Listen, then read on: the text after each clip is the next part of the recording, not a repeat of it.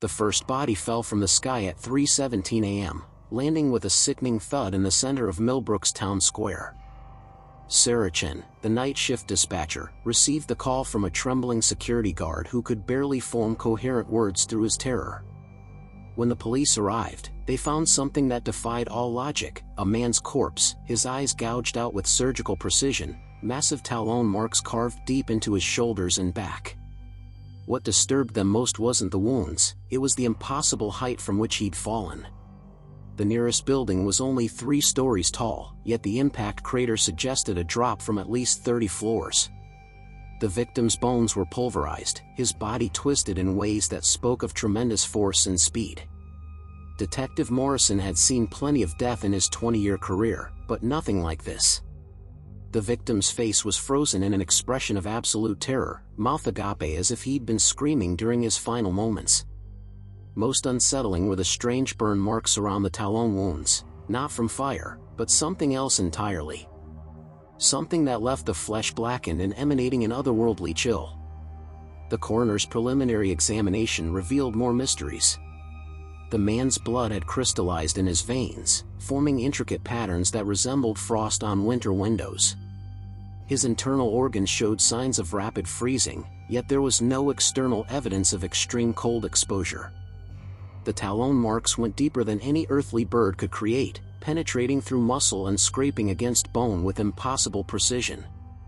Local wildlife expert Dr. Amanda Torres was called to examine the wounds. Her face paled as she studied the photographs. "These marks," she whispered, "they're from a golden eagle, but scaled up impossibly. The span between talons suggests a bird with a wingspan of at least 20 feet. No such creature exists." As dawn broke over Millbrook, more disturbing details emerged. Security cameras throughout the town had malfunctioned simultaneously at 3:15 a.m., their footage corrupted by strange electromagnetic interference. The only remaining evidence was audio from a nearby traffic camera, a sound that made seasoned officers' blood run cold. It was a screech, piercing and otherworldly, that seemed to come from everywhere and nowhere at once. The frequency analysis showed it contained subsonic elements that could induce panic in humans, but also something else, harmonics that shouldn't exist in nature. When played back, the sound caused several officers to experience sudden nausea and disorientation. The victim was identified as Marcus Webb, a local contractor with no enemies and no reason to be in the town square at that hour. His truck was found parked 3 miles away, keys still in the ignition, driver's door hanging open. There were no signs of struggle, no indication of how he traveled from his vehicle to his death. As the investigation deepened, Morrison discovered something that chilled him to the bone. Millbrook's historical records contained references to similar deaths dating back over a century. Every 30 years, like clockwork, someone would fall from the sky with identical wounds. The last recorded incident was in 1994, exactly 30 years ago. The old newspaper clippings told the same story: victims found with their eyes removed, massive talon wounds, and evidence of impossible falls. Each time, the deaths were dismissed as freak accidents or unsolved murders. But the pattern was undeniable, and now it was happening again. That evening, as Morrison reviewed the case files in his office, he heard it, a sound that made his blood freeze. The same otherworldly screech from the audio recording, but this time it was real, echoing through the night sky above the police station. He rushed to the window and looked up into the darkness. For just a moment, silhouetted against the moon, he saw something that defied belief. A massive shape with wings spread impossibly wide, circling high above the town. Its eyes glowed with an ethereal blue light, and as it turned its head toward the police station, Morrison felt those ancient, malevolent eyes lock onto his. The creature let out another screech, and every window in the building rattled. Then it dove, plummeting toward the earth with supernatural speed, its talons extended and gleaming with that same otherworldly frost that had marked the first victim. Morrison stumbled backward as the thing crashed through his office window in an explosion of glass and freezing air. Morrison's scream died in his throat as the massive spectral eagle materialized fully inside his office, its translucent form rippling with ethereal energy. Ice crystals formed instantly on every surface as the temperature plummeted 40 degrees in seconds. The creature's wingspan stretched impossibly wide, feathers that seemed carved from frozen starlight brushing against the walls. But instead of attacking, the ghost eagle fixed Morrison with those burning blue eyes and spoke, not with words, but directly into his mind. Images flooded his consciousness: ancient burial grounds, a sacred mountain peak, and something terrible that had been disturbed decades ago.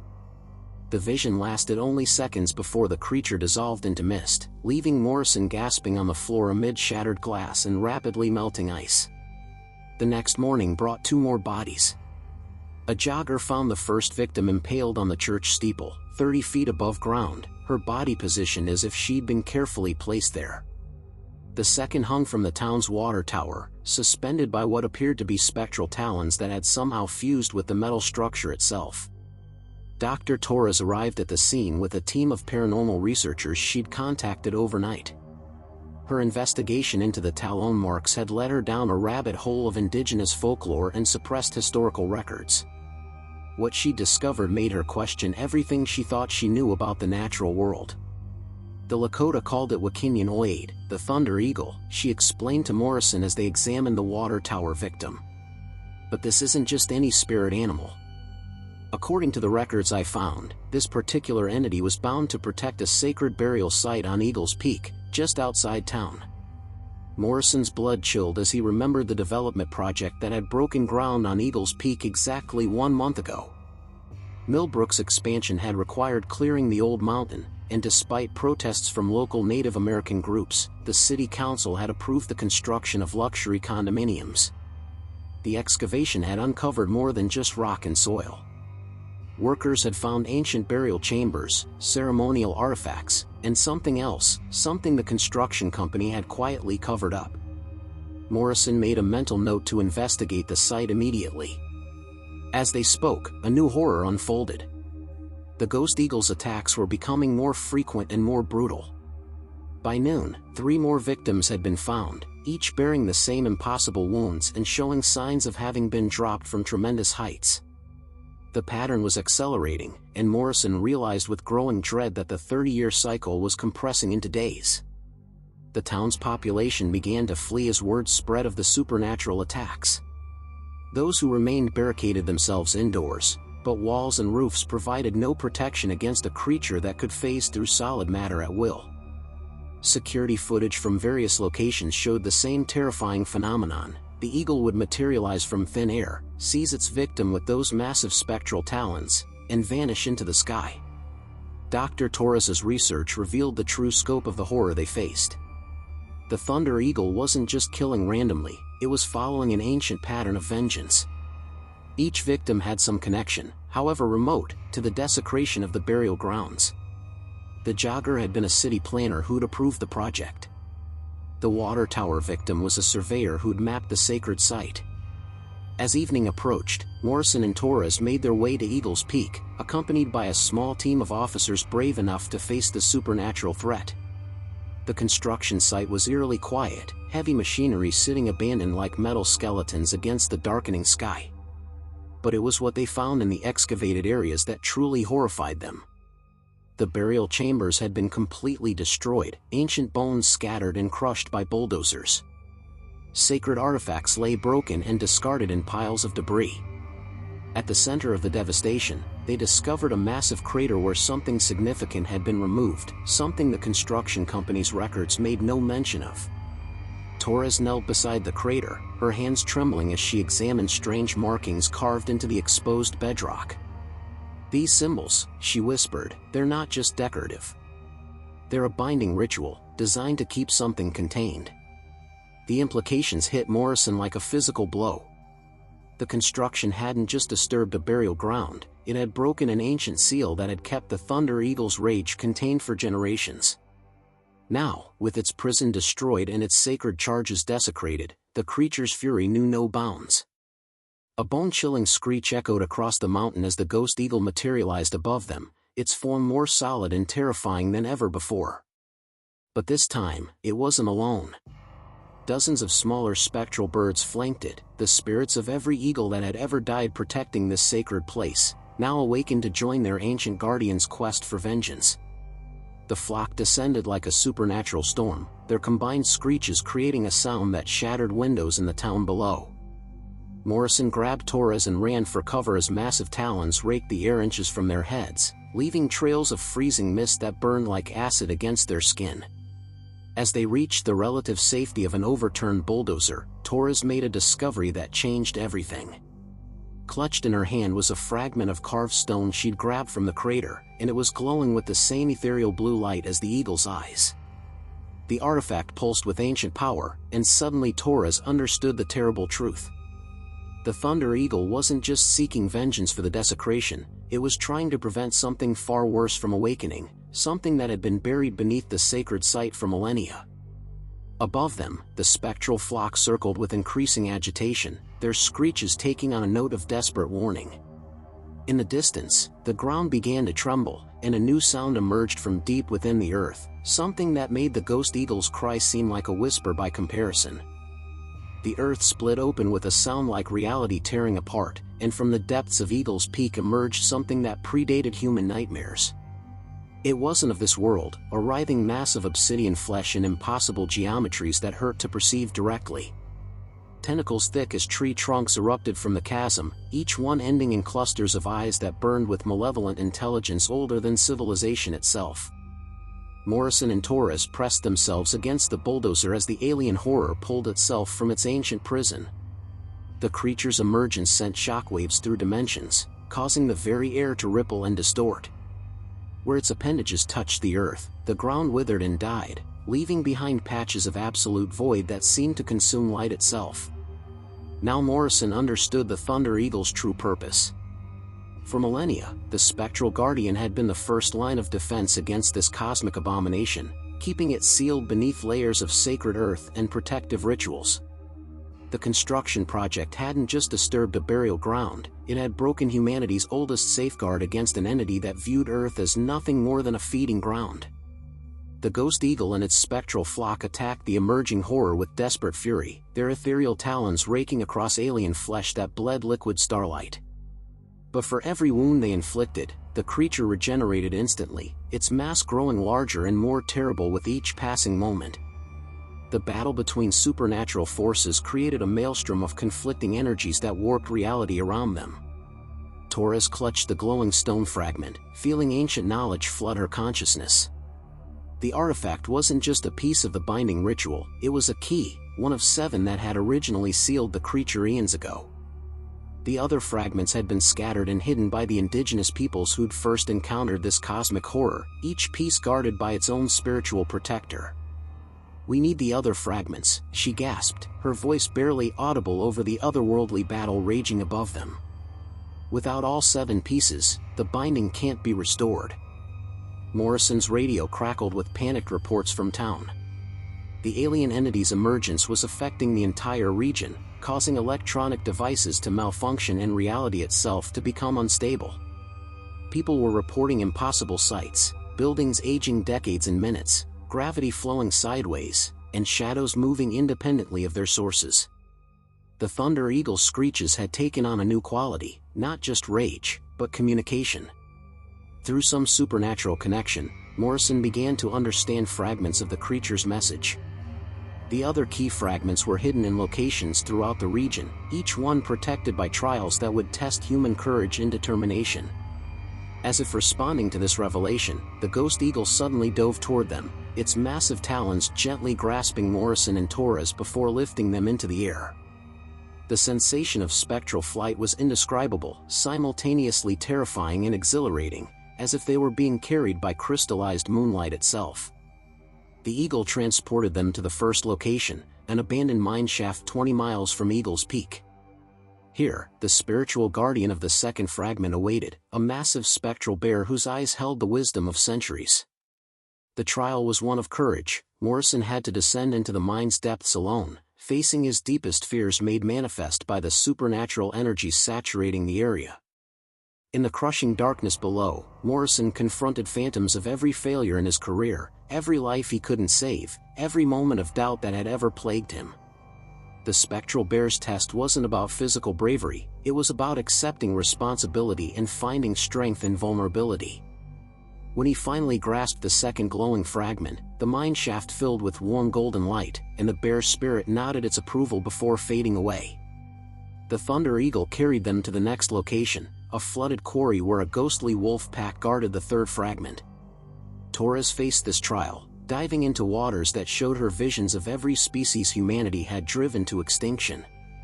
She had to swim through a gauntlet of spectral animals, each one representing the cost of human expansion and environmental destruction. Only by acknowledging her own complicity and promising to do better could she claim the fragment from the pack leader's ethereal jaws. With each fragment they collected, the cosmic horror's influence grew stronger.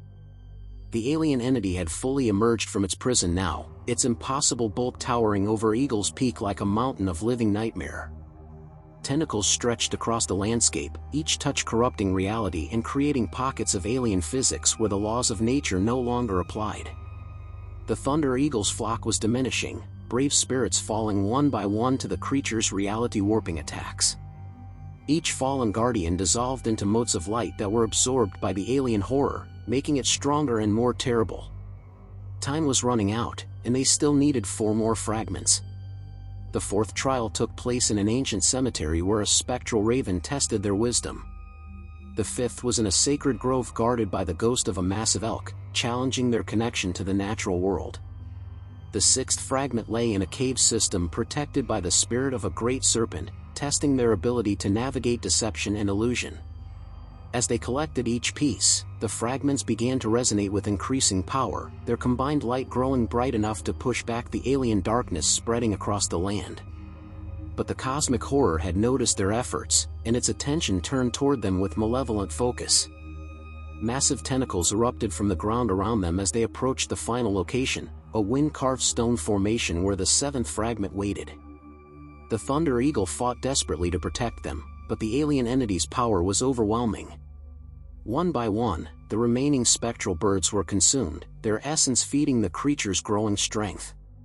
Torres held 6 glowing fragments as they reached the stone formation, but the seventh piece was nowhere to be found. Instead, they discovered something that made their blood freeze. The final fragment wasn't hidden in a location, it was embedded in the heart of the cosmic horror itself, placed there as a final safeguard by the ancient shamans who'd first bound the creature. To complete the binding ritual and save humanity, one of them would have to venture into the alien entity's core, retrieve the fragment from within its nightmarish anatomy, and somehow survive long enough to activate the seal. It was a suicide mission, and they both knew it. The Thunder Eagle landed beside them, its spectral form flickering with exhaustion. In its ancient eyes, Morrison saw a final message: the ghost eagle itself would carry whoever volunteered into the creature's heart, but the journey would likely destroy them both. As the cosmic horror's shadow fell across them and reality continued to unravel, Morrison and Torres faced an impossible choice that would determine the fate of not just their town, but potentially all of humanity. Morrison stepped forward without hesitation, his hand closing around the Thunder Eagle's ethereal talon. "I'll go," he said, his voice steady despite the terror coursing through his veins. "You stay here and prepare the binding ritual." Torres wanted to protest, but she understood the logic. Her knowledge of the ancient symbols and rituals made her the only one capable of activating the seal once all 7 fragments were united. She pressed the 6 glowing pieces into a leather pouch and began arranging them in the pattern she'd seen in her visions, her hands trembling as the cosmic horror's influence warped the air around them. The Thunder Eagle's form solidified as it prepared for its final flight, drawing power from every sacred site across the continent. This wasn't just one spirit anymore, it was the combined essence of every guardian that had ever protected the natural world, channeling their collective strength for humanity's last hope. Morrison felt the spectral talons lift him skyward, and suddenly they were flying directly toward the alien abomination. Up close, the creature's true horror became apparent. Its flesh wasn't solid matter but rather a writhing mass of dark energy that existed in multiple dimensions simultaneously. Faces of consumed worlds pressed against its surface from within, their silent screams creating ripples across its obsidian hide. The Thunder Eagle dove into the creature's core through what might have been a mouth or simply a tear in reality itself. Inside, Morrison found himself in a space that defied all comprehension, a twisted realm where up and down had no meaning, where time flowed backward and forward simultaneously, and where the very concept of existence was constantly being rewritten. Navigating through the alien anatomy was like swimming through liquid nightmare. Corridors of pulsing flesh led to chambers filled with the absorbed essence of countless civilizations. Morrison saw the remnants of species that had fallen to this cosmic predator across eons, beings of pure energy, crystalline entities, and creatures so alien that his mind couldn't process their forms. At the center of it all, he found the seventh fragment, embedded in what could only be described as the creature's heart, a massive organ that beat with the rhythm of dying stars. The fragment pulsed with desperate light, fighting against the darkness that had contained it for millennia. As Morrison reached for the final piece, the cosmic horror became aware of his presence. The alien intelligence turned its full attention inward, and suddenly Morrison was drowning in malevolent consciousness older than galaxies. The creature's thoughts were like acid, burning through his sanity and showing him visions of Earth's future under its dominion, a dead world stripped of all life and meaning. But the Thunder Eagle was there with him, its spectral presence shielding Morrison's mind from complete annihilation. Together, they grasped the seventh fragment, and the moment their combined essence touched it, the binding ritual activated automatically. Outside, Torres felt the fragments in her pouch suddenly ignite with blinding radiance. The ancient symbols she'd arranged began to glow and lift from the ground, forming a three-dimensional mandala of pure light that expanded outward like a nova. The binding wasn't just magical, it was a fundamental rewriting of local reality, creating a prison that existed outside normal space-time. The cosmic horrors screamed shattered windows for hundreds of miles as the seal began to take hold. Its massive form started to compress, reality folding in on itself as the ancient binding reasserted its power. But the creature fought back with desperate fury, its tentacles lashing out to destroy anything that might anchor the ritual. Inside the alien heart, Morrison and the Thunder Eagle were being torn apart by conflicting forces. The Ghost Eagle's form was dissolving, its essence being consumed by the effort of maintaining the binding from within. Morrison felt his own life force being drained, but he held on to the fragment with grim determination. "Thank you," the Thunder Eagle's voice whispered in his mind as its spectral form began to fade. "For 30 years, I waited for someone brave enough to finish what the ancestors started. The cycle ends here." The Ghost Eagle's final act was to merge its remaining essence with Morrison's, giving him just enough strength to survive the binding's completion. As the cosmic horror was pulled back into its dimensional prison, Morrison felt himself being ejected from its collapsing form, the seventh fragment clutched against his chest. He crashed to the ground beside Torres just as the binding ritual reached its crescendo. The 7 fragments rose into the air and fused into a single point of light that expanded into a dome of pure energy. The cosmic horror's form compressed rapidly, its alien screams growing fainter as it was forced back into the space between dimensions. With a sound like reality healing itself, the creature vanished, leaving only a perfectly circular crater where Eagle's Peak had once stood. The binding was complete, but this time it was different, stronger, more permanent. The 7 fragments had become a single eternal seal that would never again require guardians to maintain it. As dawn broke over Millbrook, the supernatural chaos began to subside. Electronics flickered back to life, gravity resumed its normal behavior, and the oppressive weight of alien presence lifted from the land. The town's survivors emerged from their hiding places to find a world that looked the same but felt fundamentally different, cleaner, somehow, as if a cosmic infection had been purged. Morrison survived, though he was forever changed by his experience. He carried within him a fragment of the Thunder Eagle's essence, a connection to the natural world that allowed him to sense supernatural threats before they could take root. He became Millbrook's unofficial guardian, watching for signs that other ancient seals might be weakening. Torres used her newfound knowledge to establish a foundation dedicated to protecting sacred sites around the world.